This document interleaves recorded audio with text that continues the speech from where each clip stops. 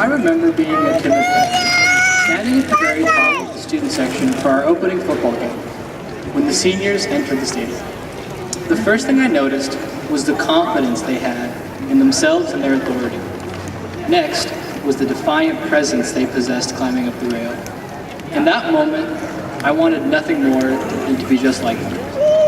As most of our class, following the feeder pattern up through Reseda and Wiggs, I had been with the same group of people that I was about to enter high school with my whole life, and as such, everyone already knew exactly who I was.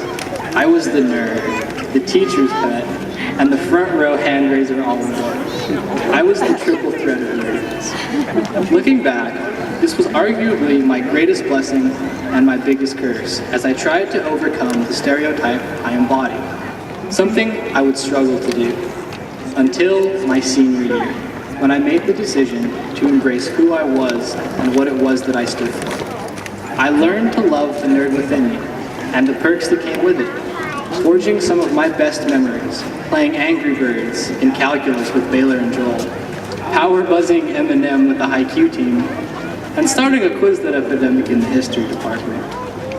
For the first time in my life, I was truly proud of the person I was, the accomplishments I had achieved, and the lifelong friendships I had made. But the journey to this realization couldn't have been discovered alone. I want to thank, from the bottom of my heart, my parents, grandparents, Mr. Lang, and everyone who supported and never gave up on me when at times I gave up on myself. Pride is defined as a feeling of deep pleasure or satisfaction derived from one's own achievements. Every person goes through a journey to discover who they are, and along the way they develop their own mark on their community. For all those listening today that have plans to enter the workforce, military, or institutions of higher education, be proud of who you are and where you aspire to be, because ultimately pride comes from within. Live your life to your own workings, with disregard to what others define you as.